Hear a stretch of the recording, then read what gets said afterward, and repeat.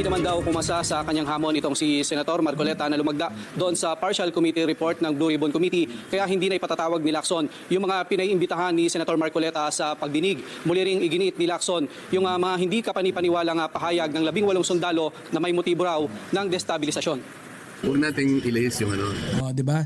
Kasi hindi nga rin natin na anuhin eh. Mamaya ipapanood ko sa inyo na yung 18 pala doon sa 18 sa loob doon sa 18 na X 8 pala doon. Bataan daw niya sa kanya daw naka-assign. Sino yung kanya? Sabi, mamaya pakinggan niya. Ang sinasabi ko, hitting me back. Walang iso yun. Ang ating linawin ay yung hinahanap ng taong bayan. May limas ang kabang bayan. Ayaw ng patula ni Senator Rodante Marcoleta ang mga personal labanat sa kanya ni Senator Panfilo Lacson. Sa privilege speech ni Lacson kahapon, tinawag niya si Marcoleta na pabida. Grabe, siya pa ngayon ayaw pumatol ha. Kakahiya naman sa'yo. Kakahiya kay Marcoleta, siya ayaw pumatol. Ipokrito at obsessed sa issue ng West Philippine Sea, China, restitution at Blue Ribbon Committee. Inungkat niya rin ang trabaho ng asawa ni Marcoleta sa insurance company at ang issue kaugnay sa sosi nito o Statement of Contributions and Expenditures. Kung ang gagawin nila ay puro ng hit. Okay lang sa akin. Sawang-sawa na ako sa hit na yan. Hindi na ako Ang hit daw. Grabe. Siya pa ngayon yung biktima oh. Ang galing. Kala mo hindi siya yung talagang ilang beses bumanat eh. Kaya nga sabi ni Senator Ping Lacson kahapon enough is enough. Napuno na siya sa kababanat mo. Pinagpaliban niya na yung una, yung pangalawa, pang-apat, pang-36 nagalit na siya. Pero mo 36, ika-36 ng banat mo nagalit na siya. tinatablan yan. Pero huwag natin kakalimutan ng taong bayan. Huwag natin kakalimutan ng taong bayan noon. Ang sinabi ko ron na dapat puntahan niya, sapagkat yun ang sinabi niya, lahat ng ebidensyang kakailanganin, pupuntahan natin. Ang dami ko sinabi sa akin. Kung sino-sino ang dapat napuntahan. Di ba? Hindi niya sinagot. Sa interpelasyon kahapon, Di ba? Hindi niya sinagot. Hindi na ako papatol sa mga patutsada ni Ibang klase yung boses ni Marcoleta eh. Parang duwende na... Kumbaga sa mga duwende, siya yung pinakamalaki. Kaya malalim na yung boses na medyo maliit. Sasagutin niyo po ba? Sasagutin niyo. Dapat po sagutin niyo yun, no? Naniniwala pa rin po ba kayo ang ating kaibigan na si Senator Lacson? ni Marcoleta, pumayag si Lacson na ipatawag ang mga individual na sinabi ni Marcoleta na dapat imbestigahan ng Blue Ribbon Committee. Isa lang po pakiusap ko, baka pwedeng pirmahan niyo muna yung partial committee report.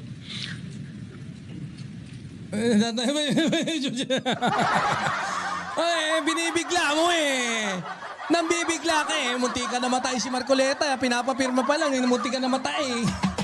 DDS, utak luga. DDS, tanga-tanga.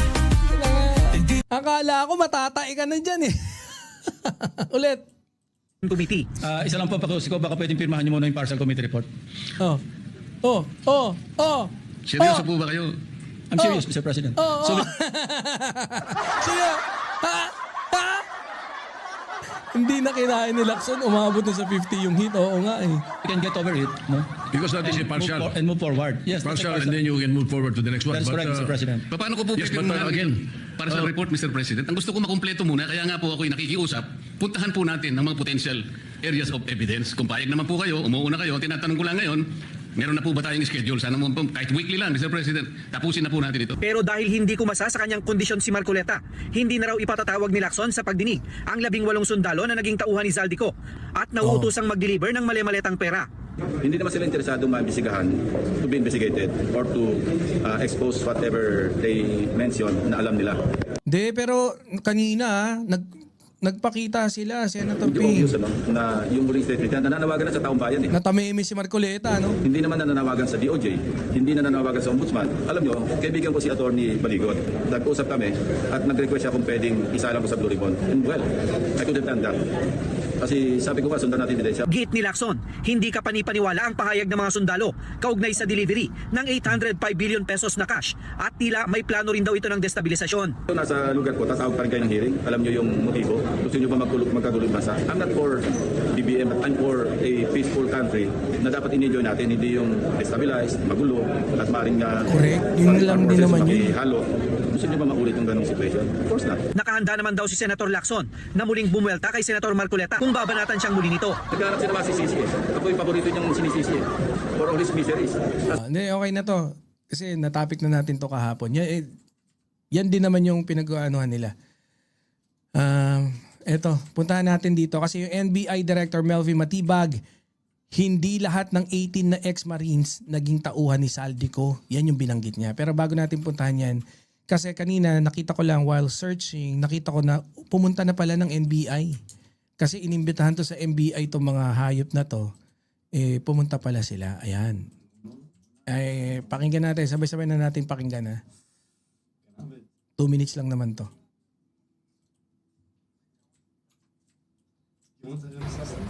Magandang hapon po mga Ginoo. Ako po si Atty. Charlie Pascual, sa po akong Notary Public sa lungsod ng Las Piñas. Kami po ay nandito ngayon sa aking harap. Meron po kayong daladalang dokumento na pinamagatang pinagsamang sinumpang sa Laysay. Kinukumpiman niyo po ito. Tatawagan ko po lahat ang mga pangalan na nandito sa pinagsamang sinumpang sa Laysay. Ipapasyo po kami niyo kung sino kayo po ito. Tama po, Baupan. Si Mr. Benny S. Bulontate. Si Mr. Johnny A. Buduan. Si Mr. Rodante P. Orbilio. O yan o. Si Mr. Rene Boy O. Julian. Si Mr. Christopher P. Esquivel. Mr. George O. Villalon Jr. Dapat may dapat ibigay nyo sa ano na yung mga picture ng mga yan. No? Maganda sana yan eh. Manuel O. Bubares. Si Mr. Gil N. Natividad Jr. Si Mr. Anselmo Taberdo. Si Mr. Joel G. Cadyao. Hindi, wag kayo masyadong hindi ako masyadong nag-ano eh. Hangga't hindi na may mainstream media yung ano yan, kagaya niyan, meron nga daw may isa na napilitan lang yung asawa. Sa akin, hindi ko babanggitin yun hangga't di ako sigurado. No? Pagka may nagbanggit na iba, mga tropa natin, sila yun. Gusto nila, siguro meron silang, kasi nasa Dubai ako eh. So mas meron silang means of communicating with the, or meron silang means para magkaroon ng ganyang mga information. Pero ako hangga't hindi ang source ko lang talaga hindi yung mga kapwa ko hindi yung mga kapwa ko BBM vloggers, kundi syempre yung mainstream media rin. Pagka na-discuss na yan ng mainstream media, kaya nakikita nyo naman medyo huli yung mga topic natin, no? Because ayoko rin talaga maghain ng And then, of course, ganun lang din naman ginagawa natin para makaiwas tayo sa fake news. Kung ano yung nandun, reactionan lang din natin yung mga videos. Kung ano yung mga postings, yung mga quotes taken from a news, yun lang din yung nire-reactionan natin. Kaya nga, dito, I can claim na hindi ako nagpe-fake news kasi nagre-react lang naman tayo eh. Wala tayong ginagawang di ba? Hindi tayo yung gumagawa ng balita. So, ngayon, nagre-react lang din tayo. Makikita nyo rin naman especially kung hindi ako sure dun sa video, sinasabi ko na kung totoo yan, ganto, ganyan, di ba? Hindi C. Galapon. Si Mr. Cecilio S. Daroner. Si Mr. Bernard A. Gumbal. Si Mr. Tisani L. Dado. Si Mr. Fidel N. Corpus. At patuloy po si Mr. Walter N. Mananagsan. Meron po dito mga government ID na hindi po sinumite. Kasama po sa website na ito. Ang dami naman kasing pautot ng pati si And sa bagay, pumunta na dyan yung NBI. Ito yan, Director Melvin Matibag. Baka kaya niya nasabi yung sasabihin niya mamaya. Pinupirma niyo po ba itong mga ID na ito? Tama po. Kayo po ang nagbigay nito. Tatanungin ko po kayo. May mga nakapirma po sa mga pangalan binanggit ko sa taas po nito. Tatanungin ko po kayo. Ito ba So yun. And then after that, of course, ito yung sinabi dito ni Paghimay ng NBI sa mga alegasyon ng umano'y ex-Marines na nag-deliver daw sila ng mali-malitang pera sa mga politiko. Ilang punto ang kinwestiyon ng ahensya na laman Hindi ko alam kasi alam nyo, ngayon, di ba meron nga ibang mga nagja-justification kagaya ni Caballo. Ano sabi ni Caballo? Di ba? Ano sabi niya? Kung 100 daw yung sinabi, tapos 99 dun yung mali, kahit isa lang yung tama, yun na daw ang pakikinggan ng korte. Dapat. Diba? Wala tayong magagawa. Yun yung gusto niya sabihin eh. O, pakinggan natin sinabi ng NBI. No? Kasi, hindi, I mean, what I'm trying to get into is yung punto na kagaya niyan. Let's say, kung 8 doon, hindi pala kay Saldico. So, yung 10 kay Saldico, di doon na lang tayo mag-focus sa 10. Hanggang makuha natin talaga yung pinaka kontekstyo, yung tamang naratibo. O kung ano yung katotohanan base diyan sa sa 18 na yan kung bakit sila nagano. Pero syempre separate investigation na kagad.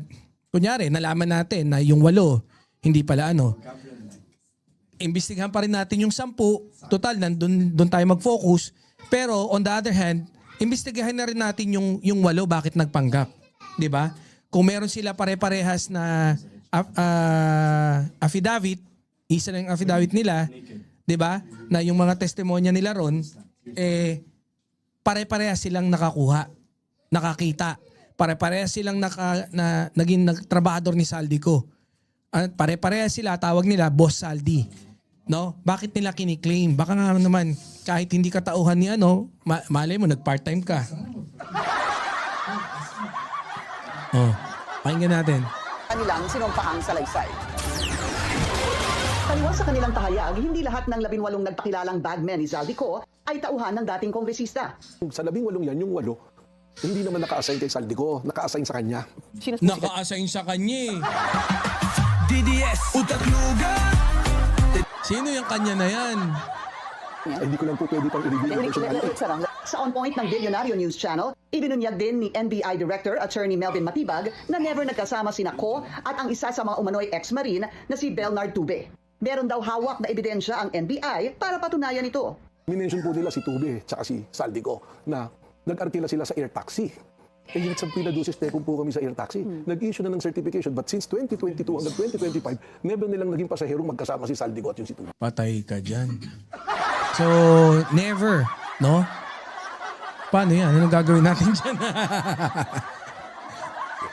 So yun po document yun. That is an authorized document issued by air taxi. Ako po yung nagtrabaho Ma'am Pinky sa airport at general manager. Lahat po nung sumasakay at tumitake off, umaalis yan yung sinasabi ko natin, di ba? Sinabi natin nung isang araw. Di ba? Since nag-claim sila na sumakay sila sa nag-aeroplano or kung anumang means of air transportation, meron yan lag. O, yun yung tawag. Sa airport po, may record po lahat na pangalan yan. Kahit private name pa po yan. Napag-alaman ding sangkot sa iba pang kaso ang ilan sa alleged bagmen tulad ng frustrated murder, violence against women at estafa. Dagdag ni Matibag, very odd na iisa lang ang kanilang affidavit. Tinawag po namin sila 18. Pwede bang, ang una po namin sa pwede bang mag-issue kayo ng sarili nyong affidavit, ng sarili nyong salaysay dahil ang... Yun nga, and so ngayon, isa. Tapos pinoint out na yan ni Ombudsman Boying. O ngayon, pwede naman palang gumawa ng isa, di wala na, tag-isa, di gagawa lang ng tig-isa. So, hindi siya masyadong malaki, no? Hindi malaking issue. Sworn affidavit po, that is a personal recollection of what you do, yung participation mo. So very unusual po, na 18 na sasabihin mo, ganito yung kwento ko, hindi naman kayo araw-araw sigurong kasama ko, totoo may nangyari yan. Hindi rin ligtas sa batikos ang kanilang abogado na si Attorney Levito Baligod. Kasama siya sa mga perjury complaint na inihain ng ilang opisyal na idinawit sa issue. Meron po kaming mga abogadong tinatawag na Code of Professional Responsibility and Accountability, CPRA. Ayan, ang dami nila, di ba? Madami na sila ngayon na iimbestigahan. Hindi po usually po ng maling paratang o maling ebidensya sa isang tao. Ayon din daw mismo kay Baligod, 103 na individual ang kinausap nito para lumantad pero 38 lang ang pumayag. Magsasagawa raw sana ng sariling press conference ang ilan pa sa kanila pero tila hindi na ito itutuloy. Baka hindi na po dahil ngayon nga sinasabi nila natatakot pero very coincidental na nung nilabas namin yung subpoena, that's the time na biglang may threat sa buhay nila. May alok naman si Matibag sa 18 alleged ex-Marines na nangangamba umano sa kanilang seguridad. As the director of the NBI and the entire strength of NBI, kung meron pong threat sa kanila to do harm, we're offering the professional service of NBI. We can even provide safe houses for them. And kung may mangyari sa kanila during the time that they are under our care, I will be personally responsible in the entire bureau po. Biruin mo, no? Ang dami kasi, hindi ko alam kung okay, dapat nilabas na kaagad eh. Puto nagpapa-excite pa eh. No? Ako talaga, let's say meron man, ibig sabihin, 8 lang yung hindi eh. E di, ako gusto ko lang maging, hindi naman sa pagiging devil's advocate or what. So 8. O naman, may 10 pa. Eh sure, yun yung sure. Eh isa rin sa Abu Dhabi, edi cross out lang natin yung 8. May 10 pa. Ito, pakinggan pa nga natin to. 1 minute lang to. Guard kay Saldico. Meron pong retired general na nag-recruit sa kanila eh. Identified na rin po namin yung retired general na nag-recruit doon sa 103. Si naman eh. Ito naman si Matibag eh. No? Si Attorney Matibag. Pa-excite eh. No? Yan. So yung 103 recruit yung retired general na to. At meron po kasi mga historian lumalabas. Si Pukis yan. Na they're supposed to be employed for the period of 2 years. So these bodyguards, including yung mga retired Marines, hindi na po nakakuha ng sahod din at nawalan ng trabaho.